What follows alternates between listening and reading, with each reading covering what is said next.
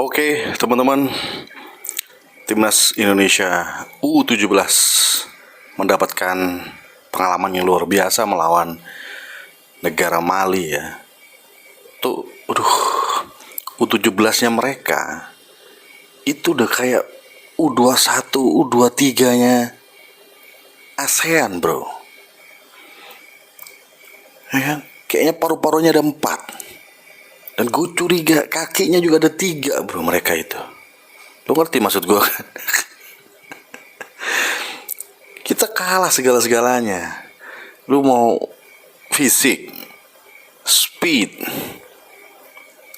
pergerakan bola, tanpa bola, stamina, tinggi badan, main lapangan kayak gitu pun mereka masih welcome aja, enak-enak aja. Uzbek kemarin susah mengembangkan permainan juga kan, karena ya gue bilang lapangannya terlalu kayak kurang soft gitu ya. Ini Mali, men. Afrika ya.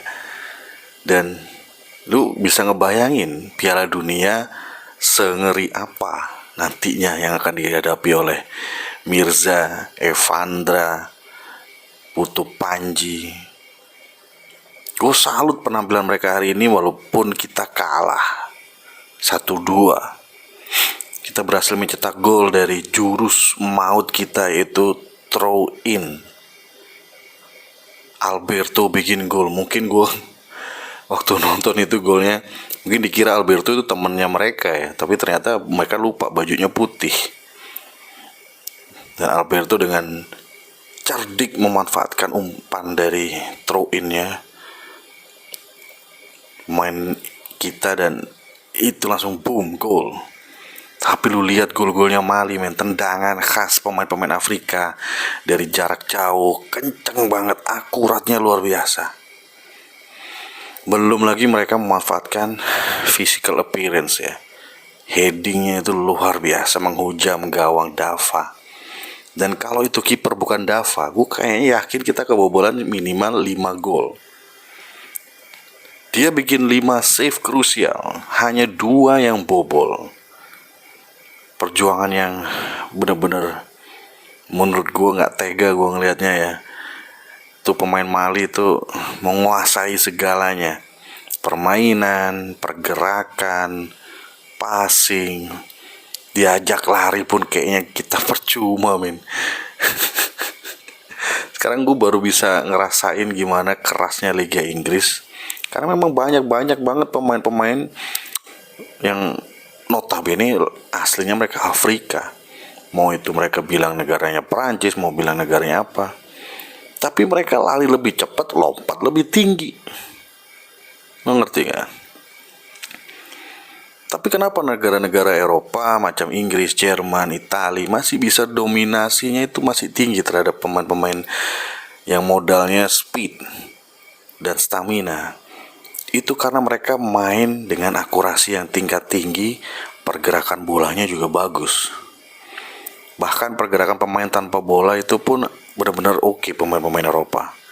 Dan gue berharap timnas kita ini bisa belajar dari situ. Tetapi ya kita memang badannya juga tidak sehebat mereka ya. Kenceng banget itu larinya, gak habis stamina-nya, gak ada habis-habisnya.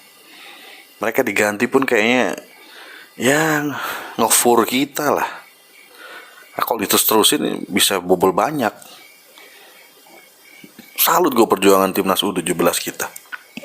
Diberikan ujian di Piala Kemerdekaan, karena nanti di bulan November mereka berlaga di Piala Dunia yang notabene tim-tim lawan itu tidak hanya atributnya sekedar fisik dan sprint, stamina, tapi ada IQ yang jalan, ada emotional control yang jalan, pemahaman taktik, set piece. Semua bumbu-bumbu serangan itu akan lebih berwarna karena kita ketemu tim-tim Amerika Selatan, tim-tim Eropa, punya ciri khas masing-masing. Dan jangan salah, timnas kita punya ciri khas juga, yaitu throw in. Long ball lewat throw in. Itu itu terbukti masih menjadi momok yang luar biasa bagi tim yang menghadapi timnas Indonesia di segala level. Karena kita punya Robbie Darwis ya di U21, terus kita punya Pratama Arhan di senior, ya. Dan di U17 tadi gue lupa namanya, nomor 2 itu lemparannya oke juga, men, keren. Dan hanya itu mungkin modal kita untuk bisa bersaing, karena jelas dari segi fisik, segi ketahanan, endurance di lapangan, kita practically hanya bertahan sekitar 55-60 menit. Di atas itu kita udah kewalahan.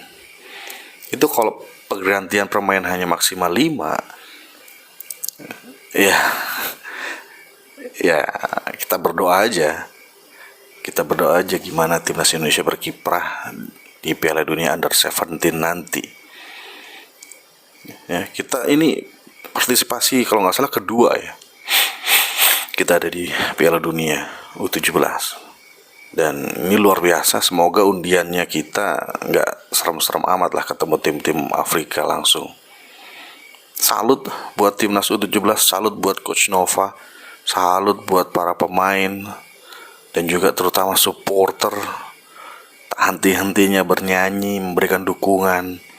Ini luar biasa, mentalitasnya gue yakin ini benar-benar kebentuk bagaimana mengatasi pemain-pemain yang tipikalnya pemain Afrika, terutama Afrika Selatan. Menurut lu gimana? Bagus nggak nih? Ada peluang nggak kita ya at least 1 poin meraih, atau bahkan ada kemenangan, bro? Amin, amin. Itu dulu yang bisa gue sampaikan. Tetap berbangga apapun hasil dari timnas Indonesia U17. Semoga di Piala Dunia kita bisa berbuat banyak. Saya Widi Sasongko undur diri. Terima kasih udah nonton. Yang belum subscribe silahkan subscribe dan tekan tombol like. Tulis di kolom komentar apa pendapat lo pertandingan Indonesia melawan Mali tadi malam. Thank you for watching.